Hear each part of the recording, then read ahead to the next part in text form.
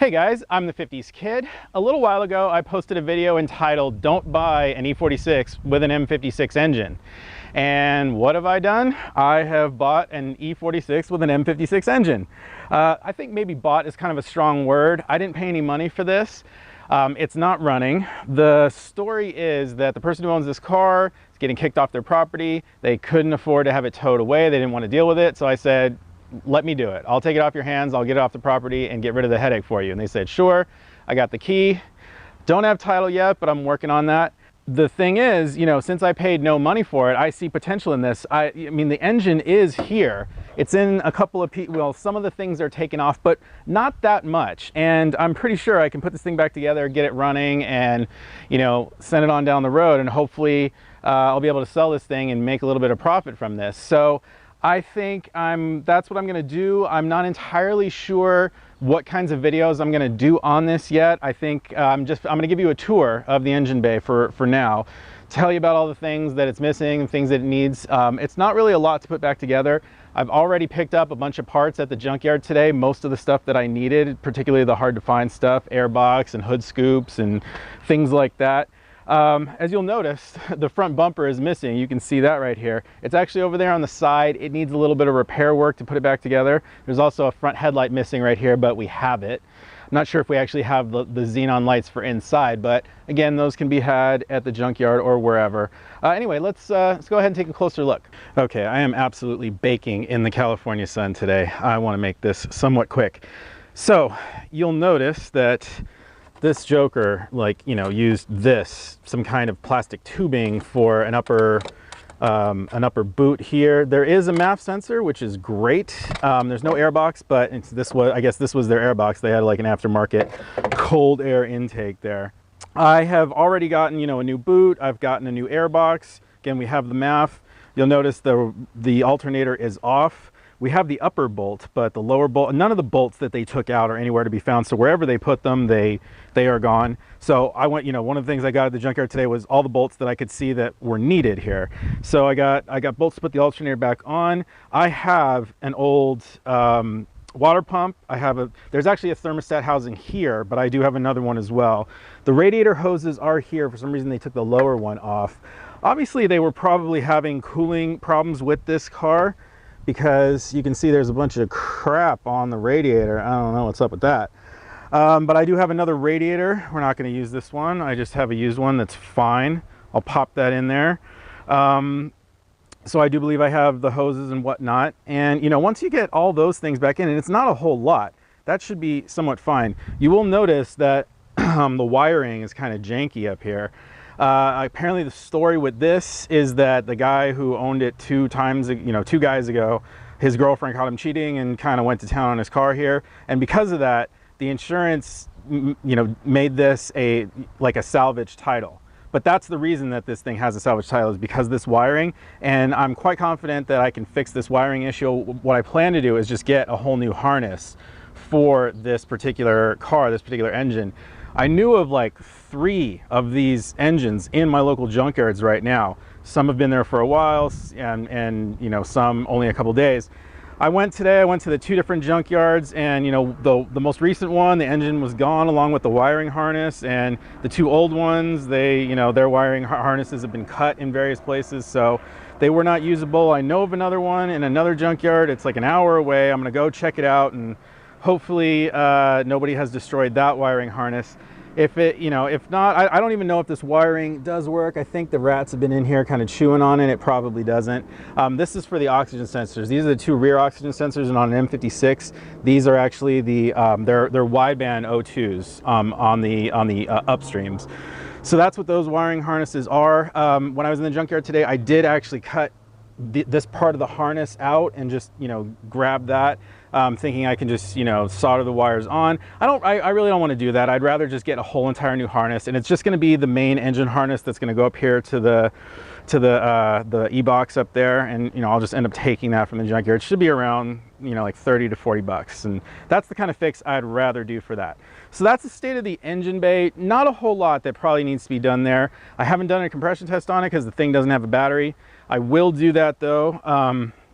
Hopefully we don't have any, I'll do a leak down test as well. Hopefully we don't have you know, any real big problems. You know, it obviously there was, well, we don't absolutely know that there was an overheat situation with this car. They could have just been, I mean, who knows what they were doing, but you know, we'll see. We'll deal with the problems as they come. You know, if I have to do a head gasket, it's not the end of the world. I can do that, but I'm going to do that in my garage, not out here in my friend's driveway. That's where we are now. I'm at my friend's house.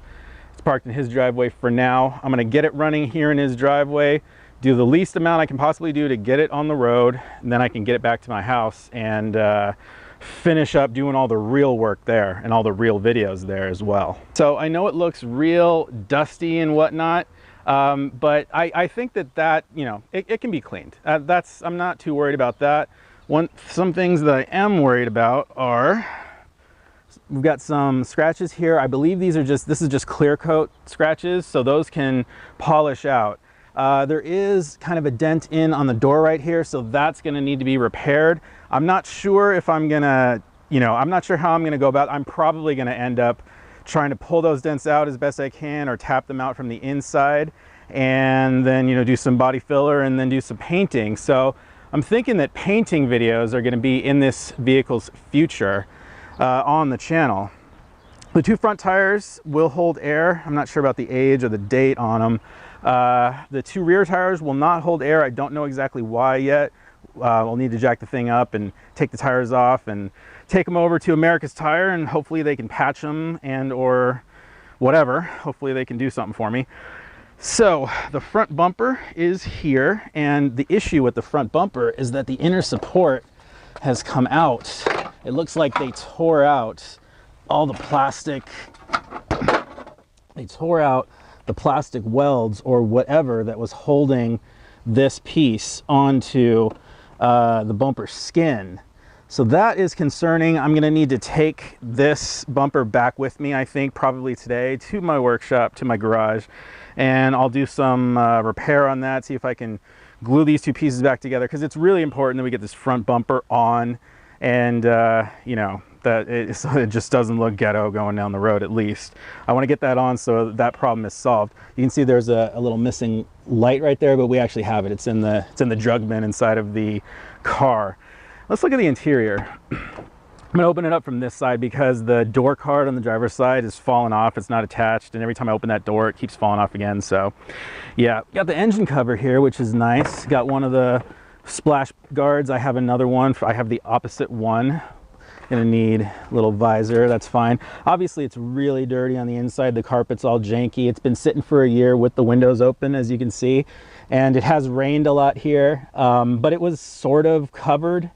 You know, again, I'm not too worried. It doesn't really have a bad smell, which is nice. It doesn't have like a too bad of a moldy, mildewy smell, and I can just, you know, I'm gonna take the seats out and I'm gonna vacuum out all of the crap, and you know, I'll shampoo the carpets and get them all nice, as you know, as nice as I can. And we have this piece of trim. We have the trim on both sides. Why would they take that off? I have no idea why they would even take that off.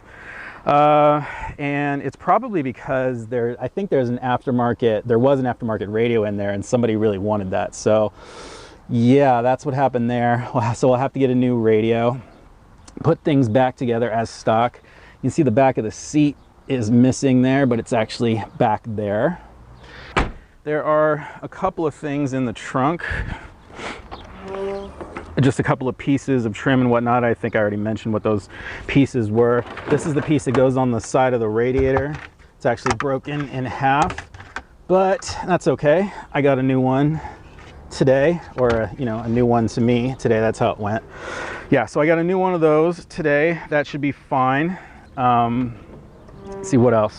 Again, we need a battery. So, you know, again, just it's kind of dirty. The steering wheel is kind of messy, but I now have a steering wheel that I just took off of mine. I still have. It's, you know, it's got the same kind of damage down here, but the buttons at least don't have this white stuff on them. So I'll pop that steering wheel in.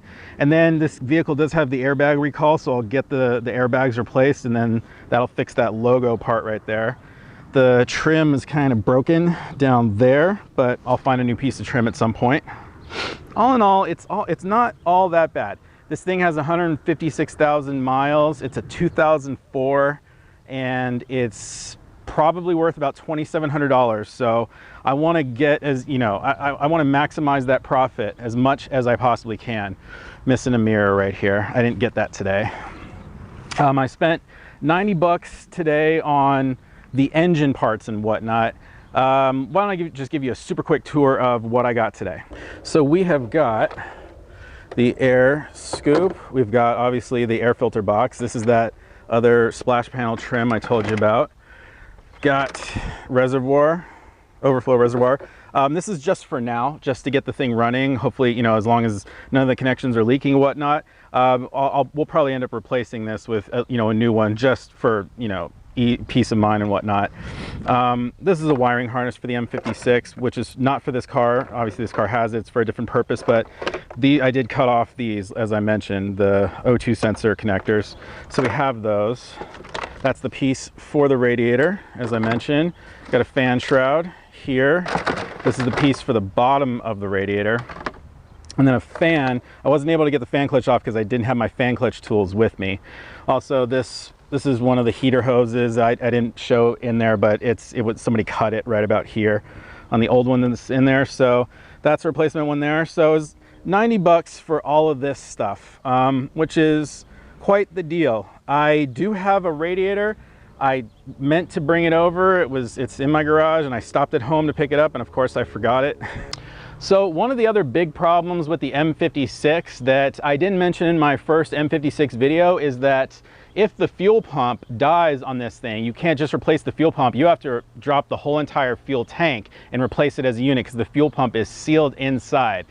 Knowing that, when I first went out to look at this car, I brought my jump pack with me, I brought my power probe with me, and I put 12 volts to the fuel pump, and it ran. So the fuel pump runs on this thing. It doesn't have that problem. That was one of the reasons why I thought this was a particularly good deal, is because I knew I wouldn't have to deal with all that. There is a fuel pump module, like a fuel pump control computer on this thing. It's actually in the trunk, like up above where the battery is. And you know, if this thing does turn out to have fuel issues, could be somewhere in that module possibly. So I will pick up another one of those modules if needed from the junkyard. I'll probably go get it today while the cars are still there, or tomorrow. So I'll get it from the junkyard while the cars are still there, just to have it for peace of mind. But you know, other than that, it should be a fairly straightforward process of putting this whole thing back together. Anyway, as I said, I'm not entirely sure what all videos I'm gonna do on it. I haven't really formalized what it's gonna be. I'm probably not going to film putting the various pieces back together, you know, like a detailed thing. I'll just do some updates on doing that.